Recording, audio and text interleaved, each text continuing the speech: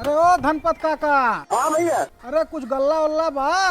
हाँ बच्चा बा, का रेट बा गेहूँ? अरे गेहूं काका। हाँ भैया। गेहूं 2300 रुपया कुंटल बा। आवा एक बोरी बा तौल लिया पतोहिया। हाँ बाबू।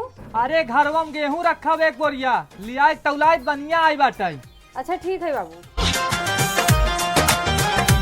बाबू उठत ना आए बे, आग रच के पकड़ लेते। बेटवा जाता अंदरवा से एक बोरी गेहूँ निकाल लेता, वजन है पतोहिया ना निकाल पावत है। अच्छा ठीक है बाबा, जाते ही लेता हूँ। जहाँ मेहरारू हुई ना उठत हुए जाते ही पकड़े आवत ही। नहीं सारुण के यहाँ कुछ तो गड़बड़ है, जरूर कोई ना कोई